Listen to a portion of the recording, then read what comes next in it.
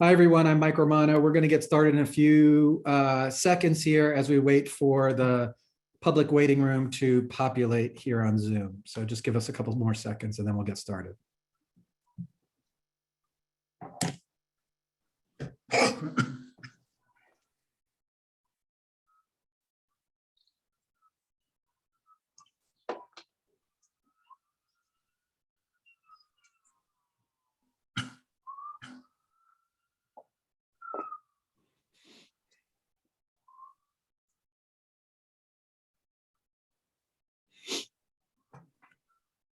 All right.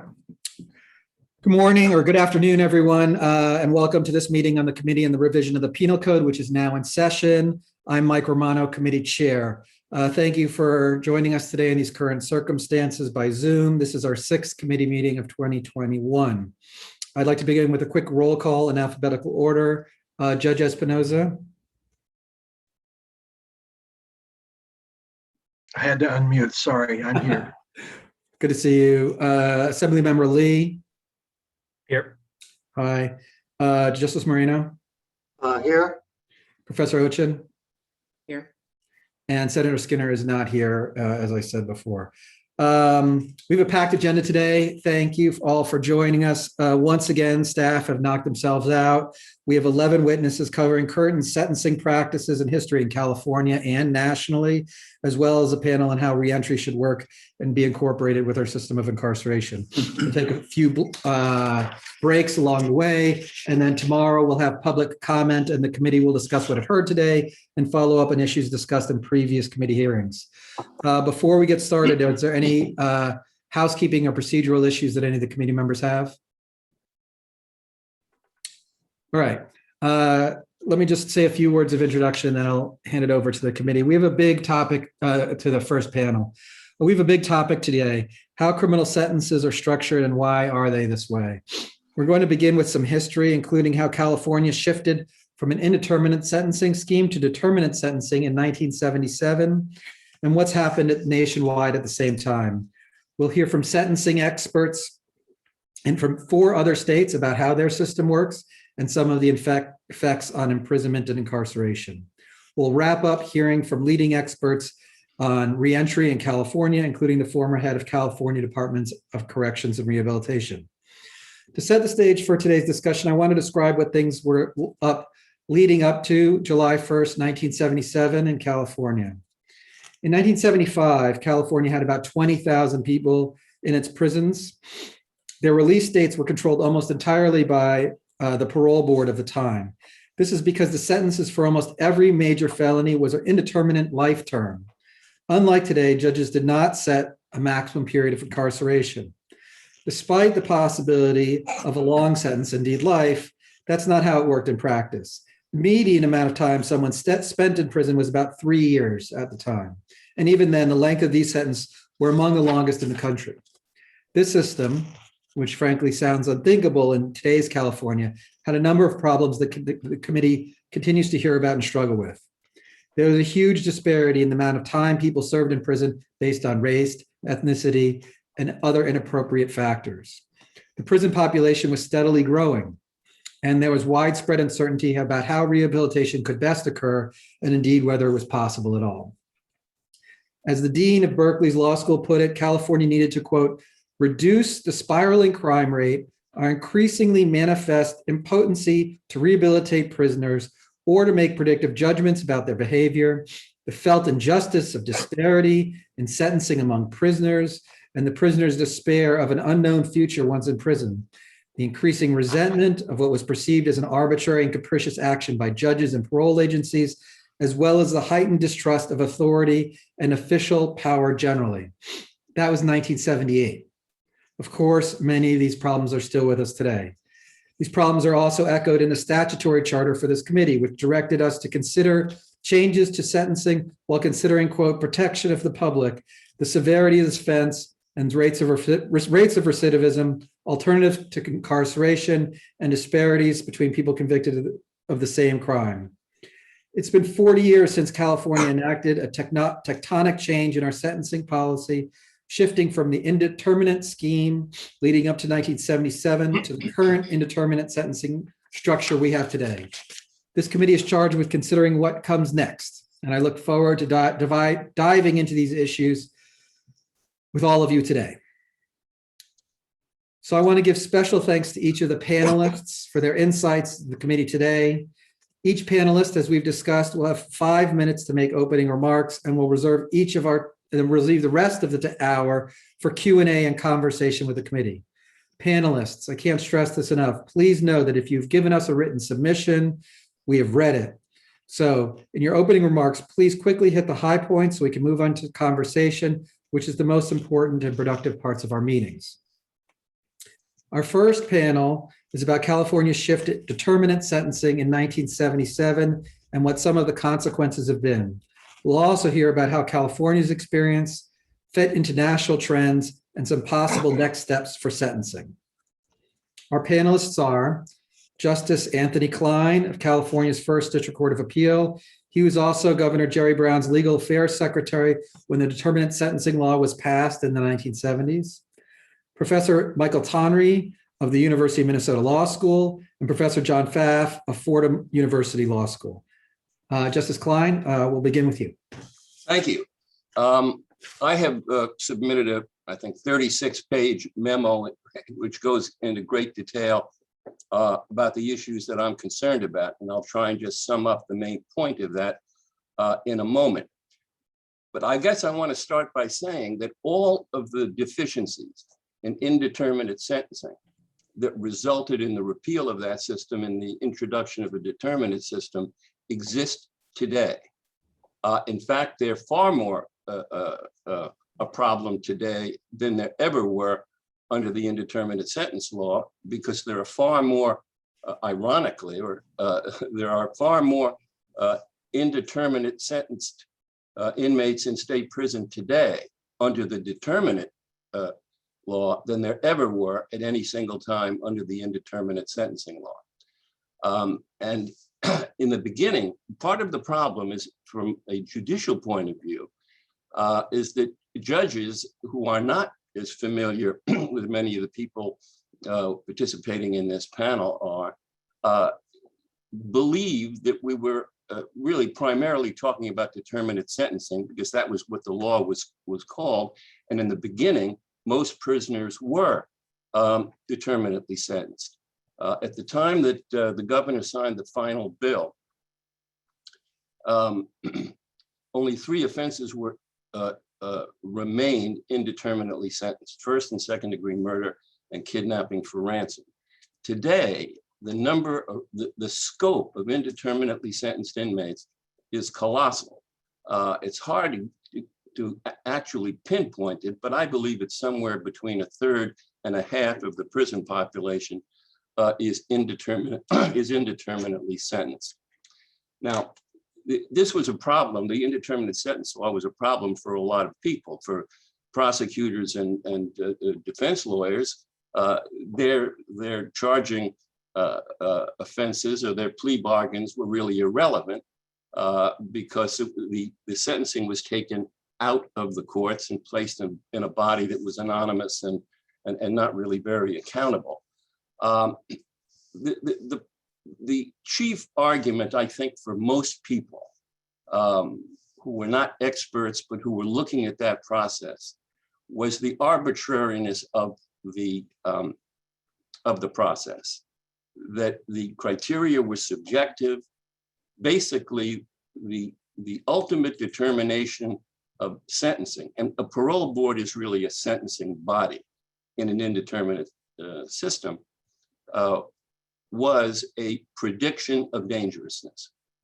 And there was a developing consensus that these predictions were highly unreliable, and other criteria that the court used were highly subjective, so that there was no rhyme or reason to the punishment system. The culmination of the opposition to indeterminate sentencing in the judiciary in California was the 1975 opinion of the California Supreme Court in re Rodriguez.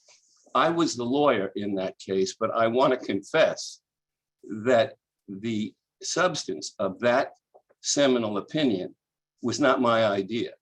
I was not in those days, and nor am I even today, do I have the presumptuousness to have proposed such an elaborate system as the Supreme Court did in the Rodriguez case. The Rodriguez court was obviously waiting for this case. And what they wanted to do was to participate in what was happening in the legislature. There was a consensus of support for Senate Bill 42, but there were two sources of opposition. On the left, the feeling was that if you if you take sentencing away from the courts and give it to the legislature, sentences and punishment would go nowhere but up. The opposition coming from the right was that the penalties, the determinate sentences, were not stiff enough. The governor, the new governor, who was 38 years old when he took office and didn't have a great deal of experience in penal issues, or was not involved in the beginning in Senate Bill 42. He was much more involved in the second bill, the cleanup bill, which was Assembly Bill, I think, 146. I may have the number of that wrong. But there developed, after Senate Bill 42 passed the Senate, suddenly opposition came from district attorneys and others. And at that point, the governor got involved. And I guess the point that I would like to make, because I don't think it's widely known, is that the governor, the person who opposed Senate Bill 42 and was the most influential with the governor was Raymond Procunier. Raymond Procunier was an iconic figure in California in correctional circles. Under Governor Reagan, he was the director of the Department of Corrections. And when Brown was governor, he was the chairman of the Adult Authority, which was the name then of the parole board. And he was a very original personality. And he sat down with the governor and said that if you sign that bill, you'll regret it, because with all the defects of indeterminate sentencing, there is one big advantage. And that advantage is you will never have prison overcrowding. Now, at the time this bill was in the legislature, Attica was still in the mind of a lot of people. Overcrowding had happened in many state prisons. 2 had to close, I believe, because of overcrowding or riots. And he said, look, when Reagan was governor and the prisons start to get crowded, they'd call up the Adult Authority and said, we need to lower the population. And the parole board was basically a steam valve that avoided overcrowding. Now, late in the process, the Supreme Court issued the opinion in Rodriguez. And what Rodriguez said, and I'm not going to dwell on it at length here, because I hope I go into this at some length in my memo. But what the court did in Rodriguez was to compel the Adult Authority or the Department of Corrections to immediately assess, when an inmate enters prison, assess his culpability through creating a base term, which looks at the circumstances of the offense and the manner in which it was committed, and measures the gradation of culpability and sets on that basis a primary term, which is the constitutional maximum. It was too late for Jerry Brown was, I think, at one point considering to veto the bill, but for reasons I won't go into, it was politically impossible. He signed the bill. I will tell you, today, Jerry Brown believes, as I do, that the signing of that bill was one of his major mistakes in the 4 terms that he served as governor of this great state. And we talk about it very often. Basically, what Justice Klein, I hate to interrupt you, but I do really want to get into this, and I want to figure out. We want to hear, your proposals for, moving forward, and I'm particularly curious about what you wrote about and how to determine, people's suitability for release and the criticisms that you make in your submission. But I do want to move on to Professor Tonry and then Professor Pfaff, and then we'll open it up for. Well, let me just conclude my remarks. Of My course, point go is, ahead. what I am proposing in that memo is the restoration of the structure of Rodriguez. We'll get to that. I'm curious about how we talk about this in the prison system and sentences writ large, not just for the extreme sentences. But Professor Tonry. Okay. We haven't rehearsed. Can you hear me? Is my audio on properly? All right. So I am, in modern jargon, basically a policy wonk about sentencing, and I've been following this stuff for 40 years. I believe a fairly technical, exhaustive paper that I wrote summarizing the last 40 years of American sentencing reform was handed out and summarized in the memo. So I'm not going to say much at all about that in 5 minutes. Instead, I have 3, possibly 4 broad, simple things to say that'll come in within 5 minutes. The first is that I have a funny sense of deja vu all over again in the philosopher Yogi Berra's terms. Because while I did not know Judge Klein, and do not know Judge Klein, I did know Ray Parnas and Mike Salerno, who were the key staffers in SB 42 in 1976, 5. And I had lots of talks with them because I was a kid in this business and they were a little older. So there's an odd sense of coming around 40 years later to about the same place we were at then. Point 3 substantive points. The first one is, I'll talk about the US first, and then about California. Until the mid-1970s, American sentencing policies and practices, including, broadly speaking, sentence severity and sentence lengths, were mainstream among Western countries. The US imprisonment rate had been constant, more or less, since the 1930s until the early 1970s. There had been fluctuations in other countries, but broad stability. In all Western countries, there was a disconnect between taking account of the seriousness of crimes and the severity of punishments. Taking account of the severity of crimes in all Western countries was accomplished by means of the offense of conviction. You are a burglar or a robber or auto theft or something else. But the question of what to do with someone who had therefore been labeled in proportion to the seriousness of their crime in every country was primarily driven by concern about what we would now call reentry, what they then called rehabilitation or reformation or reintegration. There was nothing really different about the US except that it went whole hog on indeterminate sentencing.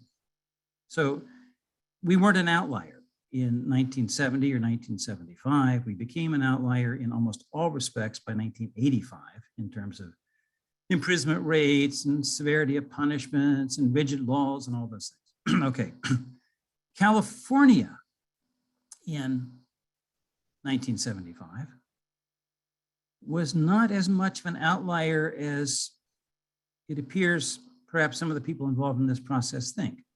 All 50 states had indeterminate sentencing systems in 1975, and they had since the mid-1930s. California was different in that, for serious crimes at least, the statutory max was the maximum length of time that people could be held, but the expectation was that that would be exceedingly rare. That would be exceedingly, the incorrigibly dangerous few might be held for a long time, but everybody else could be released when it seemed as if that was the most sensible thing to do to increase the likelihood of their successful reintegration. Every state had a system like that. California and Washington were a bit different in using the statutory max as the upper length of sentences. But in other states, the max was often 2, 3, 4, 5, 6 times the length of any minimum, and sometimes there was no minimum at all, just 1 year to the max. But that was point 3, and point 4 is California, in a way, got it wrong for everybody else, because in the 76 legislation, in trying to deal with concern about sentencing disparities, about due process problems, about conscious and unconscious racial and ethnic discrimination, about all those things. What California did was develop a system which tried to give a number that would characterize the seriousness of a crime. And that number would become the basis for what happened to somebody when they went to prison. They get some amount of good time, I guess, but that number would determine what happened to them. And that, in the 1970s, that didn't seem so dangerous because there was a lot of concern, as Judge Klein said, about trying to make punishments more proportionate and related to the seriousness of the crime. But when we got to 1985, and most politicians were no longer concerned about treating offenders justly and intra-offender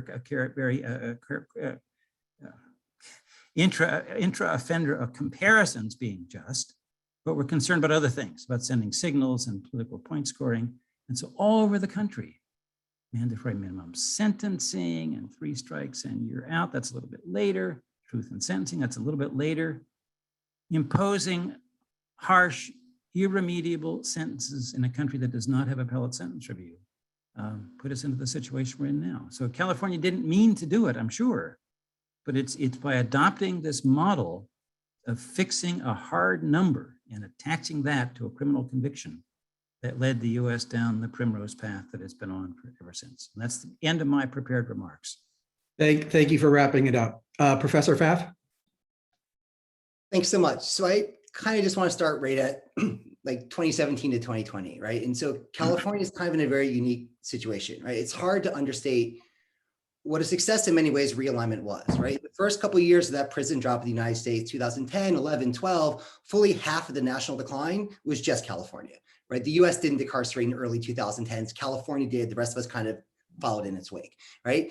And realignment has done what it's supposed to do, but that creates a special challenge going forward, which is to say, as of now, well, as of 2017, when the data I'm using stops, 2/3 of people in California's prisons are there for murder, a sex crime, armed robbery, or aggravated assault.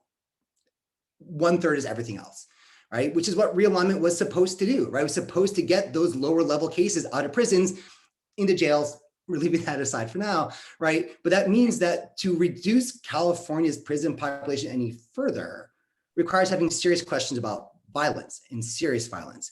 If you start looking at even longer sentences, it gets worse, right? If you look at people serving who have been in prison for at least 10 years, half of them are in for homicide, 90% for violence. If you look at 25 years or more, it's 86% for homicide and 99% for violence, right? And so when you think about the reforms that we oftentimes talk about to target these long-serving sentences, compassionate release, second look back, parole extension, these are all great ideas, but they're only going to work if we make them applicable to murder, rape, non-rape sex offenses, and armed robbery, right? Which we should, right? You do not need to be, from a public safety point of view, in prison for 30 years on a homicide charge. That doesn't work. But the optics are, and the politics of that are going to be very hard, right? Now, to California's credit, they remain, I believe, the one state that jumped full on to the third rail of reform and actually passed a law that directly changed how we punish murder, right? I don't think any other state has reformed its murder laws the way California did. But 1437, I think, right? Is that the bill? Like, it just targeted the most controversial part of the most controversial type of homicides, right? The non-directly involved felony murder case, right? That is the only piece of low-hanging fruit that homicide has, right? And that is not to belittle what California has done. They did it. No one else has even talked about murder, but I'm not sure that's a suggestion. There's a lot further directly we can go, right? And so I think as we're trying to think a bit more about if the target has to be violence and serious violence, and serious violence are those cases where that Willie Horton risk is at its greatest, right? And where judges are going to be scared to second sentence, where parole boards can be apprehensive to release, where a shift to more indeterminate regimes won't necessarily make things better, because who wants to be the parole officer who signs off on a murder case, even though they should, right? Where do we go to address that? And I think it's about focusing on the front end, right? the political risk of sentencing someone to less time in prison on the prosecutorial end is much different than the political risk of releasing someone early, right? It is not the same thing to release someone 10 years into a 20-year sentence as opposed to sentencing them for 10 years up front. It's the same for the system, but the politics are different. And they're different for lots of reasons, right? One, the easiest reason is just that the DA's mistake, if he makes a mistake, the Horton risk doesn't materialize for 10 years, right? You sentence them in 2021, there's no risk of anything until 2031. You might not be in the job anymore, right? And if you are, it's 10 years attenuated. But for the parole board, it's that day. You release him today, the crime happens next week, that's you, right? There's a deeper thing.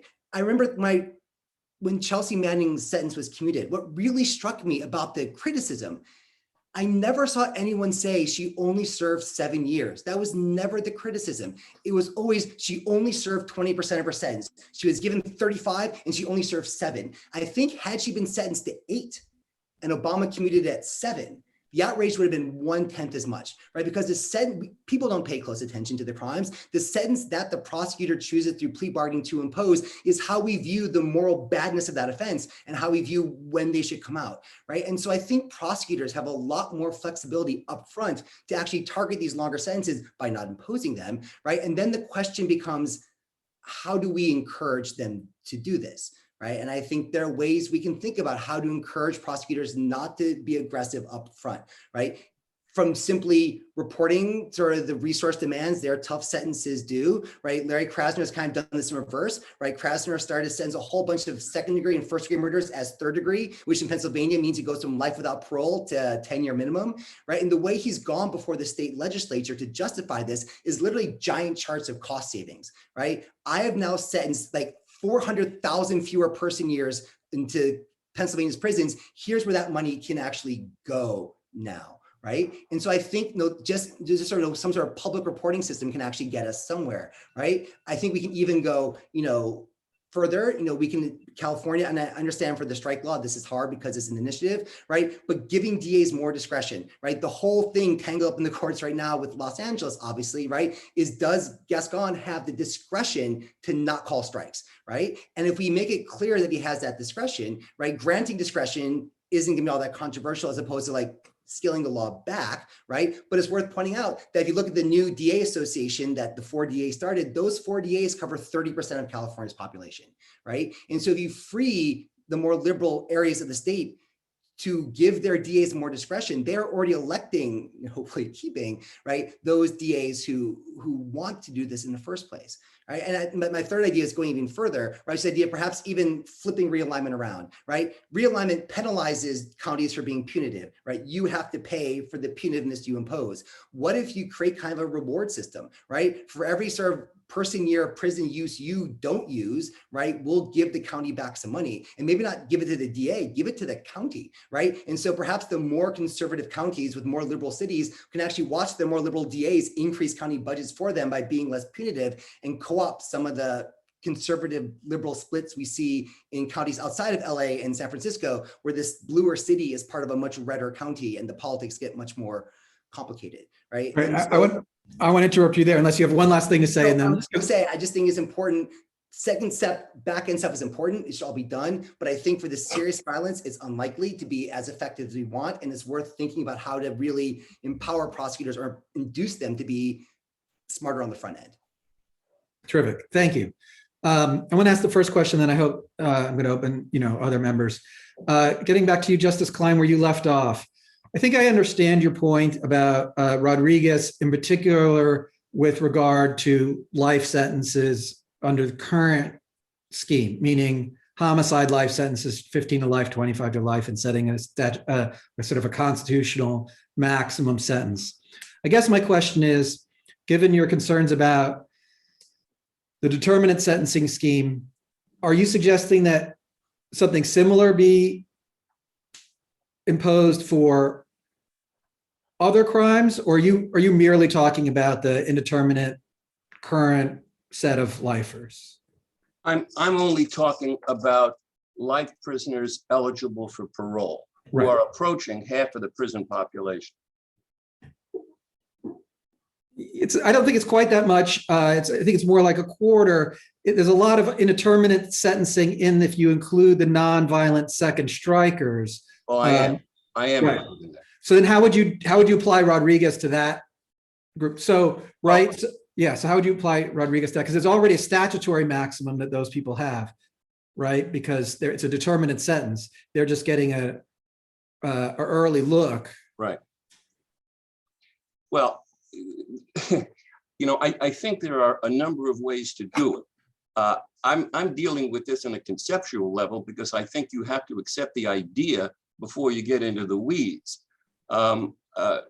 Rodriguez required the parole board to set a constitutionally maximum term.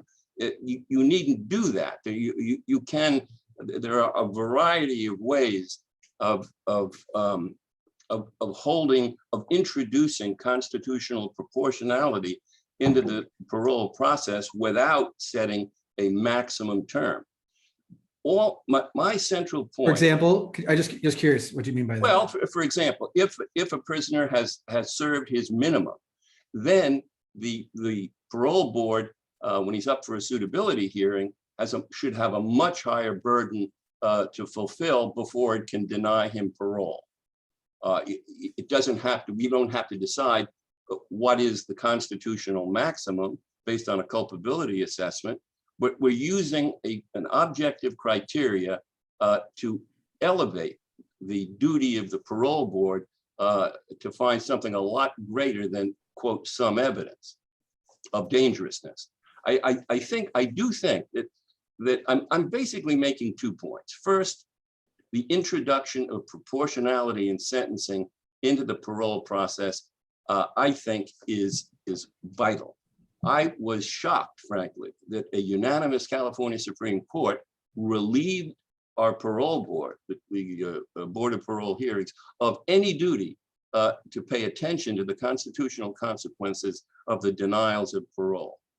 I was equally shocked by the idea that the constitutional question is reserved for the courts. The fact is, the California Supreme Court and other courts in this state may throw out this idea that if an inmate complains that his punishment is too severe, he should file an Eighth Amendment claim. You have to keep in mind that inmates have no right to appeal, no right to counsel, and the Lynch test of proportionality is challenging for an experienced lawyer to expect unrepresented inmates to file a credible, and this is what the California Supreme Court says. The California Supreme Court is under the impression that the use of the word normally in Penal Code Section 3041, in other words, that an inmate will normally be granted a parole date at his minimum eligible parole date. This is what the Supreme Court thinks actually happens. Around 2%, as I think you know, of inmates receive a parole date at their initial hearing. Our Supreme Court, unfortunately, is not well informed about how our parole process works. But I'm really making 2 points. I don't believe, and I'd like to, Professor Tonry is more of an expert on this than I am, but and I'd like to hear from him on this subject, but I'd be amazed if there is any other major state or any state in the United States that permits its parole board to decide whether to grant or deny parole solely on an uncorroborated prediction of dangerousness. There is no person who's looked into this. There is no authority for the proposition that predictions of a dangerousness are reliable. All of the evidence is exactly the opposite. Now, many people have proposed, and I've described some of them in my memo, and others have gone into this much more deeply than I have. But there's got to be some statistical. I mean, I do believe that Norval Morse and his colleagues came up in the 1980s with a way of corroborating a prediction, pointing out that the assessment of dangerousness really isn't of the individual, but of the group to which the individual belongs. And you can empirically assess the likelihood of danger by looking at that group. And this can be done. And then so if the individual is within that group, then he is entitled to impose on the parole board a higher level of scrutiny in denying him a date because the statistics are a more reliable prediction than is the intuitive prediction. Right. We made a similar recommendation last year. Yeah, Justice Marino.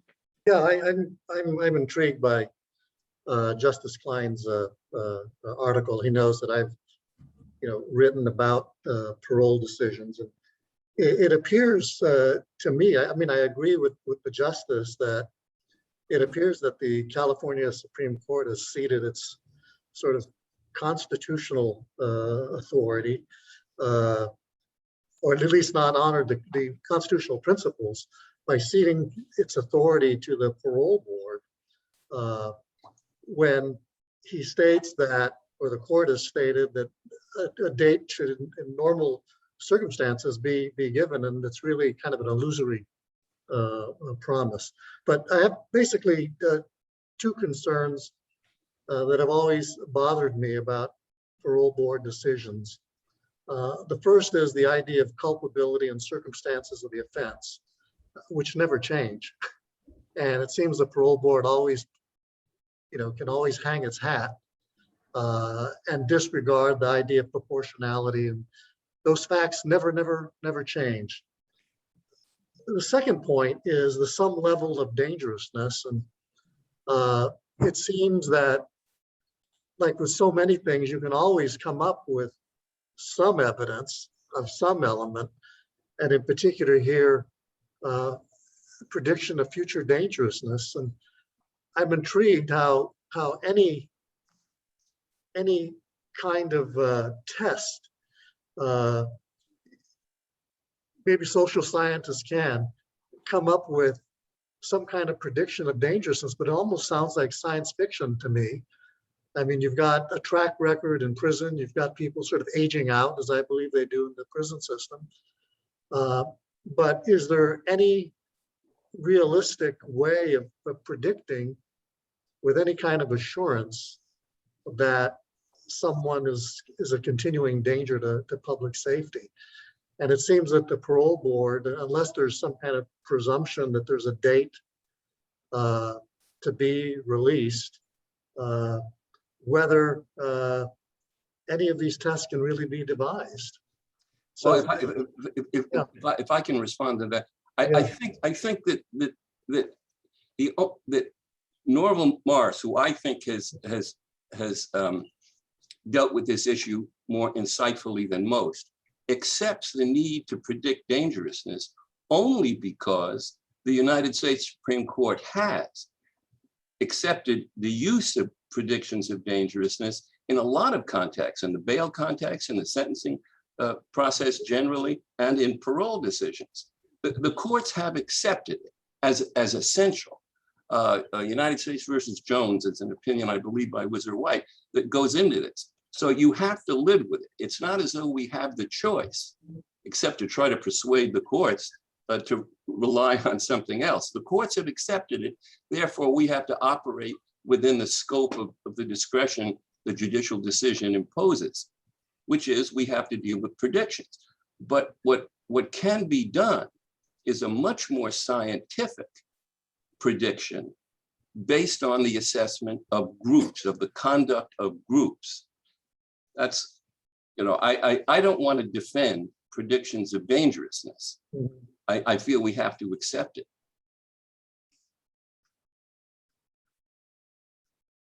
Sorry, Professor Ochin. Thank you.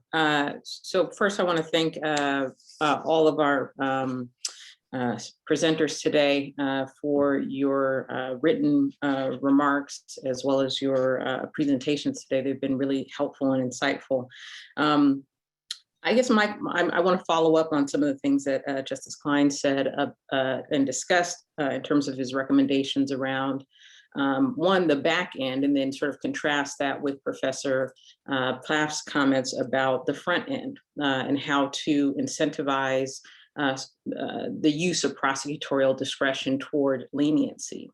And I think I'm picking up some on Justice Moreno's comments about, what would really change unless there was, after the board sets the primary term, a presumption of release in terms of the burden on the parole board. So I'm wondering if you're suggesting something of that nature, because obviously the parole board's use of discretion has been a major issue that has come up over and over and over again. And I imagine that we'll discuss this with Ms. Schaefer when she speaks to the group.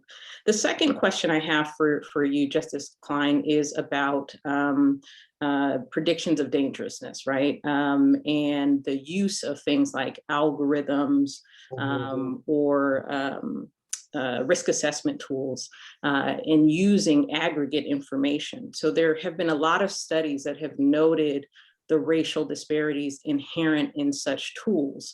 And so I'm just wondering about the utility of those in the assessment of dangerousness, if it should be considered by the parole board at all in terms of making such future predictions, if they're even possible, given that we should be focused on individual culpability and individual assessments rather than assessing individuals based on their membership in a group or a statistical relationship between a characteristic they may have and the characteristics of others.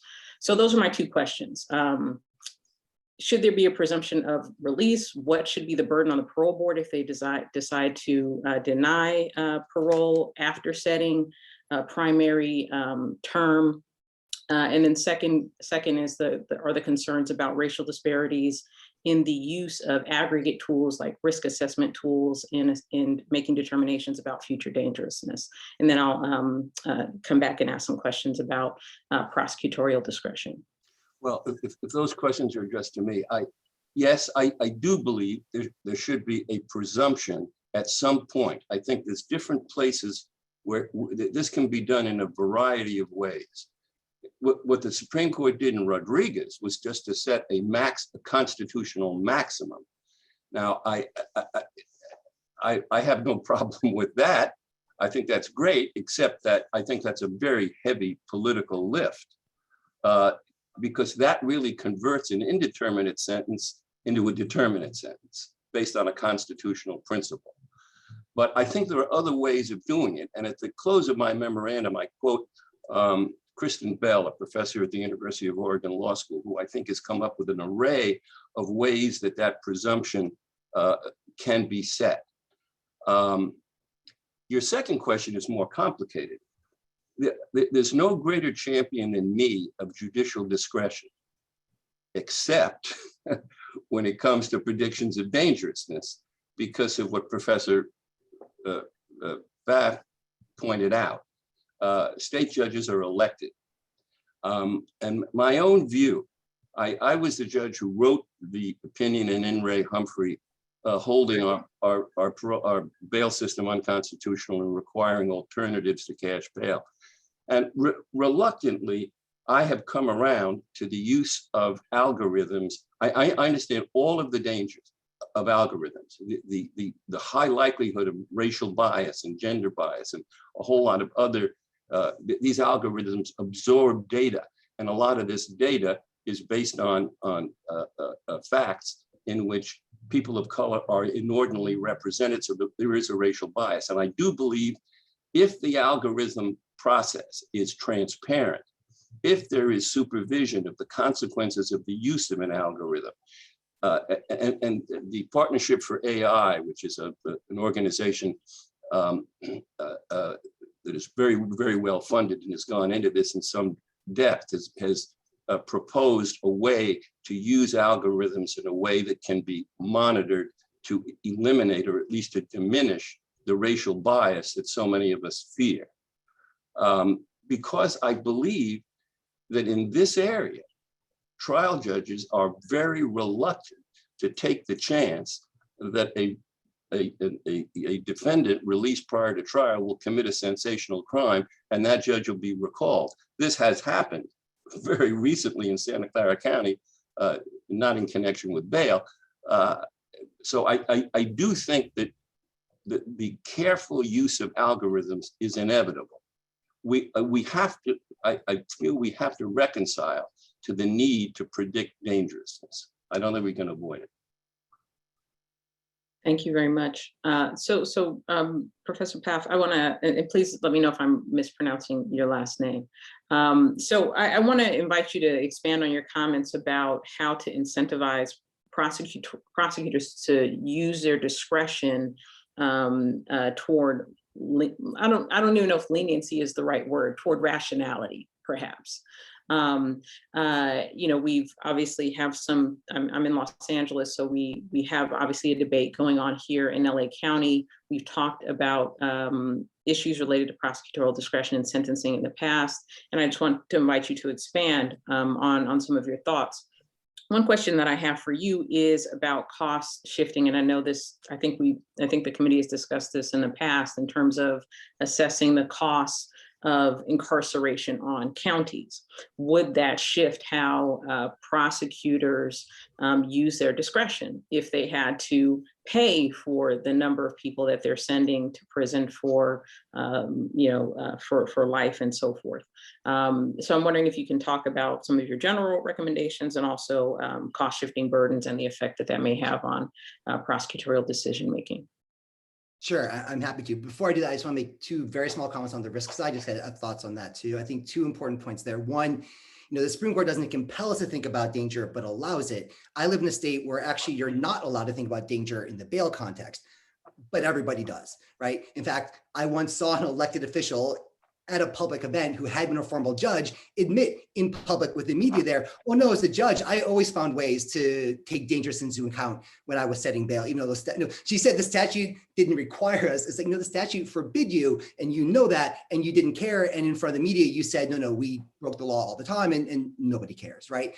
Or no one cared at that moment, right? And so we can't, as much as we might want to avoid thinking about bail, even if you statutorily forbid judges and parole boards from thinking about dangerousness, they will in fact think about dangerousness, right? And so I think we have to channel it rather than ignore it, right? Or try to deny it, because they will just end run it, and that might be worse. And I would just add for AI, right? I think the debate here isn't AI, generalized AI versus individualized decision, because judges and parole boards are algorithmic also, right? When the judge looks at a person and makes that so-called individualized decision, they are comparing that person's traits to a really messy, unclear algorithm in their own head, right? That takes like, this person seems suspicious to me because they don't match these traits I identify as non-suspicious. They match these ones that strike me as risky, right? And they're making the same generic type of assessment, just worse. Now, it could be algorithms do that worse than humans do, right? I'm not saying this is therefore algorithmic, although I lean in the same direction as Justice Klein.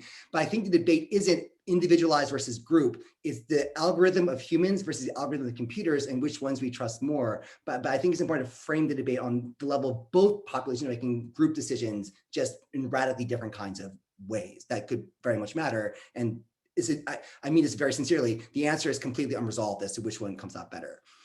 As the prosecutors, I think the cost shifting question is the most interesting one to go after first, because the big challenge we face that California alone has addressed is, right, prison is free to prosecutors, right? You send someone to prison and you, a county official, send someone to a state facility where the state picks up the costs, right? And in fact, probation and misdemeanors are more expensive because they go to jail and probation, those are county expenses, right? And so it's actually cheaper to send someone to prison. And I know someone from an academic in an elected judge state who told me that judges think about this, right? That they give too many misdemeanor sentences and not enough felony sentences. Their next retention election is a misery because the party machine is mad that they drove up county expenses when they could have pushed them off onto the state, right? And so I think internalization is great. It's actually, that's what realignment did.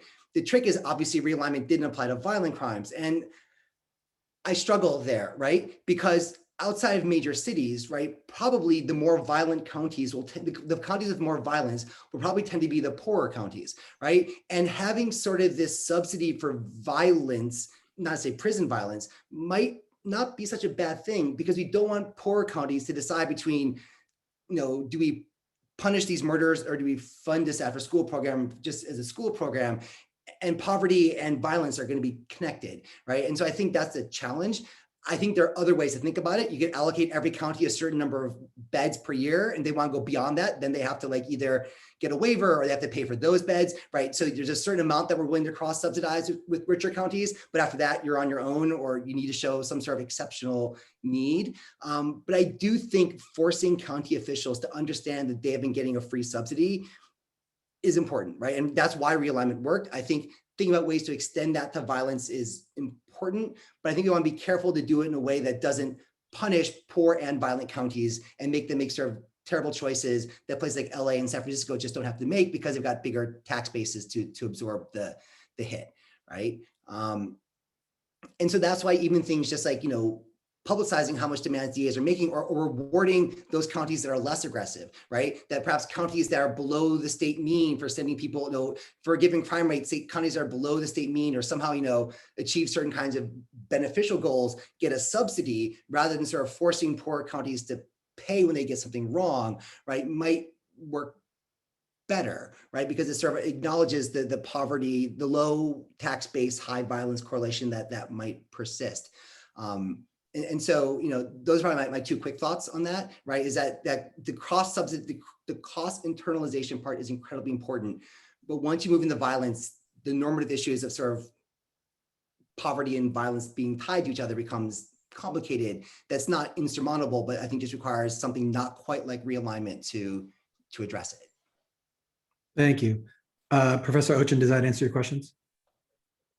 Yes, and if Professor has any additional suggestions that you weren't able to lift up sufficiently in your estimation, I'd invite you to share them. Otherwise, I'll cede the floor to Justice Moreno. Thanks. Yeah, I just had a quick question for Professor Pfaff, and that is that, I think that DAs are political animals, more so than judges. Fortunately, in California, we have a happy hybrid with respect to judges, but let me put it this way, I'm just kind of skeptical about the front-loading concept in most counties, because I think DAs in more conservative counties simply just can't do that. Even when our vice president was DA of San Francisco, and she didn't seek the death penalty against a defendant who killed a police officer. I mean, there was an outcry. I mean, she survived. She's not vice president. But I think that was a very risky move. And I just wonder if that's really politically feasible, notwithstanding the kind of the progressive DA movement that we're seeing in some of our larger counties. I mean, I think the test will be if those prosecutors are reelected in the next election, to see, whether or not their theories or provisions for reform are ones that the public will continue to accept now that they've seen them in action. So, when you see a heinous crime, the first thing most DAs will do is that they're going to seek the death penalty. They shoot for the highest possible punishment. And even when, for example, in the Chauvin trial, the DA asked for, I forget, was kind of a middle of the road sentence. There was a kind of outcry that the officer didn't get the maximum punishment. So is that DA going to be on the firing line next time around? So I just wonder about the political efficacy of the front-loading approach. I think it's a great idea, and maybe more in line with the Western industrialized nations. But it's a political elected position, so I'm just skeptical. Yeah, so if I can respond, a couple quick thoughts about that. I mean, I think first it's hard to understate how rapidly the politics of prosecutors has shifted, right? The term progressive prosecutor didn't exist 5 years ago, right? Kim Foxx and Larry Krasner are the first two to be reelected, right? But now they're already, depending on how you count them, right? There's somewhere in the order of 50, 60 progressive prosecutors out there right now, right? And you're right, there are deep red counties that will never do, well, that can do this, but it requires a completely different way of approaching it to address red county politics. But it's also worth noting nationwide, and this is from 2006, because that's our most recent data, right? That this 1% of counties in terms of size handle 25% of the nation's felonies, and the 10% of counties in size handle 2/3 of the nation's felonies, right? You don't need to flip every county to being a progressive prosecutor to have massive change, right? That's why the new, I'm blanking on the name, the new DA Association in California, the Resist, the main one, right? It only has 4 members, right? In a state with 50 some counties, but those 4 people have 30% of the population, right? San Francisco and LA alone can transform what California does, right? And so if you want to think about radical changes, go even further, right? Why does, in particular, San Francisco, why does Philadelphia, why does Baltimore, why does St. Louis, why is mostly Boston, why are these the cities with progressive prosecutors? Because they don't have counties, right? San Francisco City, San Francisco County, LA City, LA City, and LA County. My New York City mind can't wrap itself around that morass, right? But Boston is basically all of Suffolk County, right? Baltimore City alone, St. Louis alone. One thing I've often thought we should do, right, is sever the urban counties, right? I want a DA for the city and a DA for the county, right? I want, in my state, I want Buffalo, the city, to have a DA, and then I want the rest of Erie County to have its own DA. And if you split the cities from the suburbs, then the people voting for the urban DAs are actually people affected by the urban DA's policies, right? The DA of Buffalo, of Erie County, rarely does stuff outside of Buffalo. He's just in Buffalo, right? And so if Buffalo could pick their own DA, it's a much different situation. And the politics, I think, become much more durable, right? And so I think the moment we're in, you're right, this entire progressive movement could collapse within 5 years, right? We could see that, Boudin could lose and Gascon could lose and Gonzalez could be out in Brooklyn the next race, and, Bragg is in Manhattan, maybe he'll only last 4 years, right? But it doesn't seem that way, right? Krasner faced stiff resistance. He won. Fox got a lot of hostility. She won, right? Like, they're winning their re-elections. And I think the rapidity of this change, right? That 6 years ago, a term didn't exist, and now they're up for re-election and winning, suggests that the politics really are different now. And it creates an opportunity that 7 years ago, I would not have said, hey, let's look to the DAs, right? But now it is different, and it's almost vertiginous how quickly it's changed, and we don't know where we're going to go, but there's something real there that provides chances we just didn't have 5 or 6 years ago. Well, let me say this. I share Justice Moreno's doubts. The DAs in Los Angeles and here in San Francisco, who are clearly progressive DAs, maybe the most progressive, both are facing the danger of recalls. But in any event, I'm more concerned now with, I'm not as concerned with the charging decisions of prosecutors as I am with the decisions of a parole board. And to me, it's inexplicable that all of the reforms that were taken as a result of the 3-judge court opinion in the Plata case, and I'm talking about realignment and Prop 47 primarily, basically related to nonviolent drug offenders, and did not apply. Other reforms that the Department of Corrections came up with beyond realignment and Prop 47 have favored nonviolent offenders, which is why the number of violent offenders indeterminately sentenced is growing so rapidly. But the irony here is that the fact is that the least dangerous people to release are the most serious offenders because their minimum eligible parole dates are so long. Several years ago, the Department of Corrections had statistics on this that showed that the recidivism rate of the general population of determinately sentenced inmates was, I think, around 50%, whereas the recidivism rate of lifers was 1%. The public is not aware, and nor does the parole board give attention to this. The fact is that age has been a factor indicative of suitability for release that was almost never. I read these cases come to our court. I've been reading them for years. It is very rare. This is before the elderly program that the legislature recently enacted. Age has always been a factor in the board regulations as seen as indicative of suitability for release. And yet it is almost never, was never used and still isn't. And in fact, even today, after the legislature has told the parole board, by enacting an elderly program favoring their release, it's 16% grant rates of elderly people whose dangerousness is statistically demonstrable as minimal. The public doesn't know that. The media doesn't advertise that. And maybe it's something that the judiciary ought to be concerned about, and the board ought to be concerned about. We're keeping the least dangerous people in prison. I mean, I would add. Hold on one second. I want to get to Professor Ochen's question.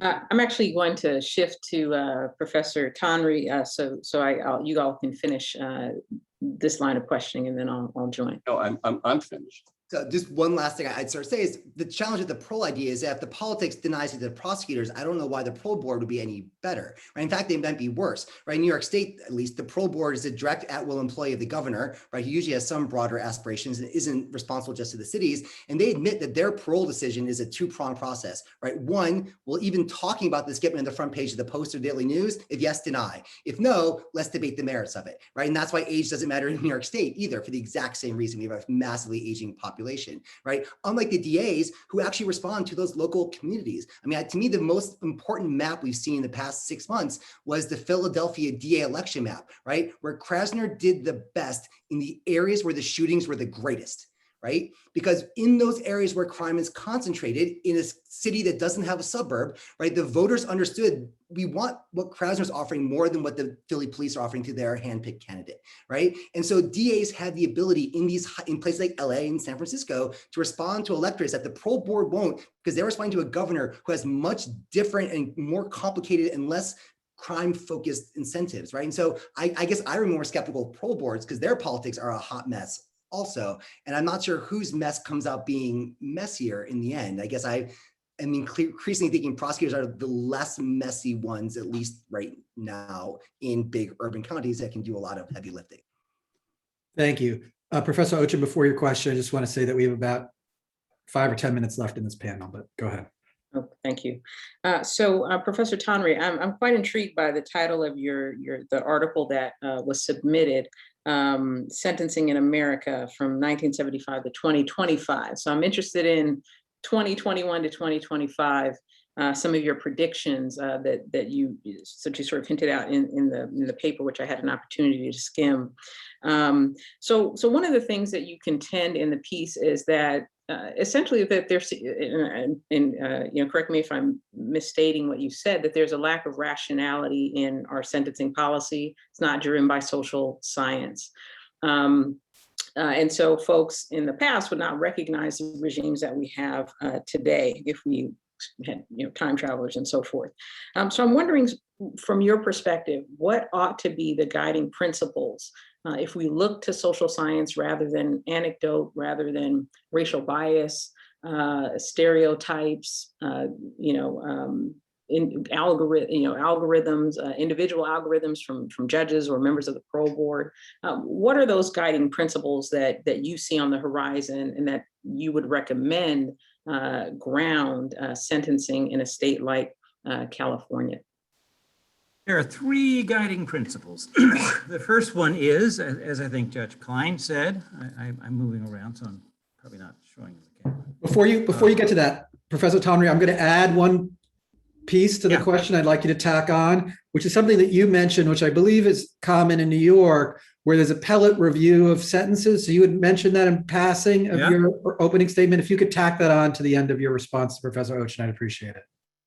Okay, the reason why sentencing is not a controversial issue in almost any European country has 2 parts. The first is that sentences are incomparably shorter than in the US. And if we ever want in this country or in any jurisdiction to get a handle on the kinds of problems you're talking about now, we have to move away from a time when homicide's a life sentence and robbery can be 25 and rape can be 25. In most Western European countries, the maximum sentence, maximum for the most serious offense is 12 years or 15 years. And everything counts down from that. So if we were in most of Western Europe, a recidivist robbery is an 18-month prison sentence, if it's a prison sentence at all. It's not 15 or 20 years. Now, that sentences are so much shorter and that judges and the system have a belief that proportionality matters means that it's not necessary to have 3 strikes laws or sentencing guidelines or California type laws, because the expectations are pretty clear within any courtroom setting of what the normal sentence is for this kind of an offense, and it's not very much. It's not very much. So point 1 is we need to figure out a way to cap the lengths of sentences and establish a maximum vulnerability in individual cases for individual offenders that's realistic, and that's modest. The second is, again, if we look to European countries, not the UK, but every place else, there is a notion that a fundamental purpose of sentencing is to achieve successfully the reintegration of offenders as law-abiding, performing members of the community. That's what the big goal is. And that's why most European, in Finland, 3% of all convicted cases get prison time. In Germany, it's 6%. In the highest country in Europe, which in Western Europe, it's the Netherlands, it's 20% of people get prison time. So why is that? Because prison damages people. So all these countries have public policies that create strong presumptions against sending people to prison.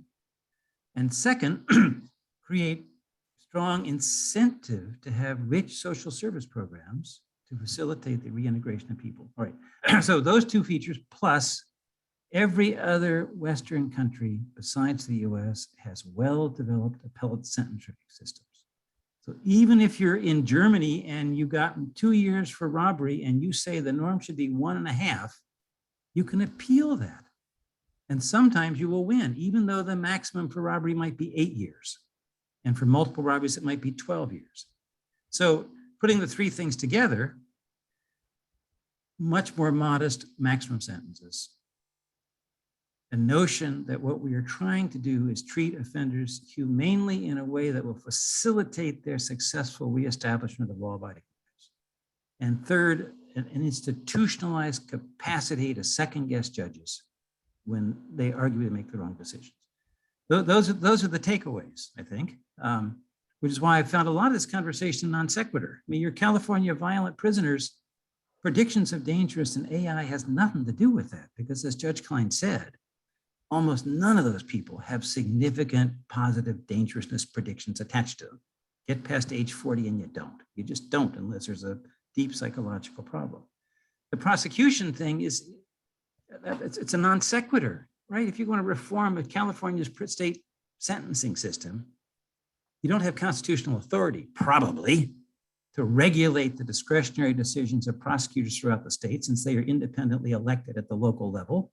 The Dutch have had national prosecution guidelines since 1976 to deal with this kind of problem.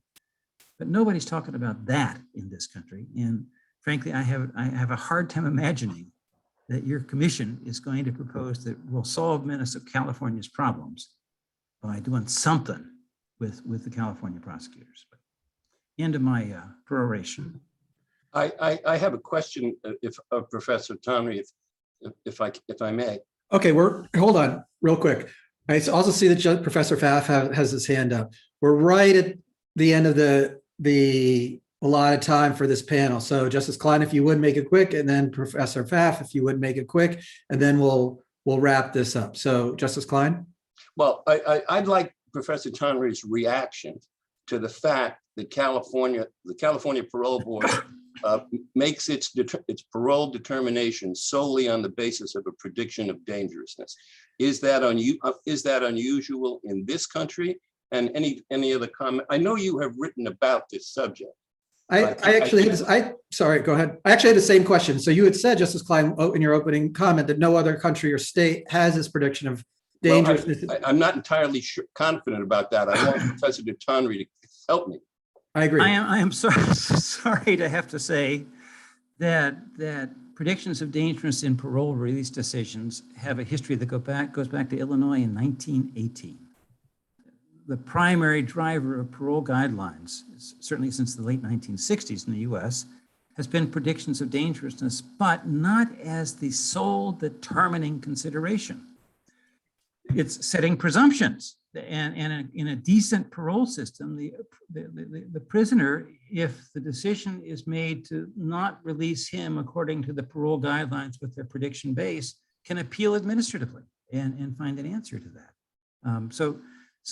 But going back to I can't imagine that California, that the problem Judge Klein describes is the problem, because it just cannot be that a bunch of 40, 50, 60, 70-year-old people in California prisons who are eligible for parole after serving long minimums are at high risk of violence. Violence prediction is really tough because violence is such a rare event, even among young people. Even among young people, predictions of violence are wrong 3 or 4 times for every time they're right. And to think that for 60-year-olds, that the California Parole Board is not releasing somebody, maybe there's one person who really is psychologically seriously disturbed, the prison's authorities say. But for the mine run of 60-year-olds in California prisons, the idea that they are dangerous people and that the parole board is, even that it has baseline data to show that 60-year-olds convicted of multiple murder are at high risk of committing a violent offense within the next 7 years, which is the usual maximum period for these predictions, because after 7 years, if people haven't reoffended, they're back at national base rates for offending anyway. So I'm perplexed by even the thought that the California Parole Board refuses to grant parole release to large numbers of old people whose risk of reoffending is close to zero. Violent reoffending is close to zero. So this, Well, we're going to have, well, Yeah. 1 second, Professor Pfaff. So we are actually going to have the head of the parole board here soon after. She may even be in the audience. So we look forward to hearing from her. And Professor Pfaff, I'll give you the last word in this panel.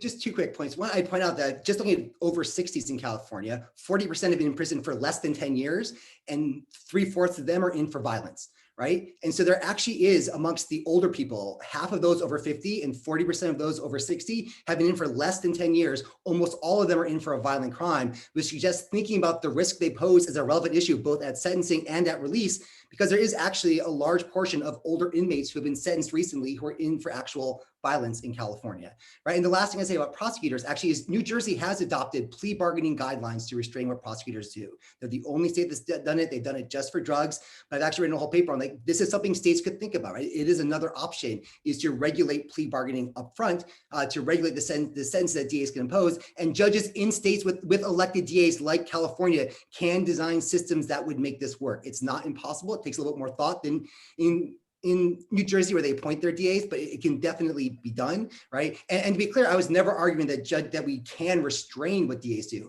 I'm saying there's lots of things we can do to encourage them through cost shifting and other things to think about the sentences they impose and make them voluntarily adjust their behavior in response. I agree. We can't tell local officials what to do. I don't want us to tell them because in general, that will blow up. It will reflect red county values more than blue, but design ways to permit and encourage blue county officials to take more progressive approaches than perhaps the law currently permits them to do.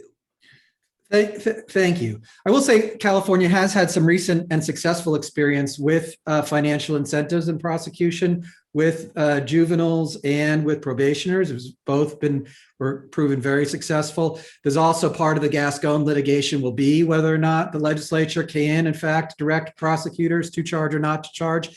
And of course, finally, within the California Constitution, the Attorney General retains authority over elected DAs, even locally elected DAs. So there is some possibilities there. And of course, there's the federal sentencing model, which depending on how we feel about the Federal Sentencing Commission, whether or not that's a success or not, for another day.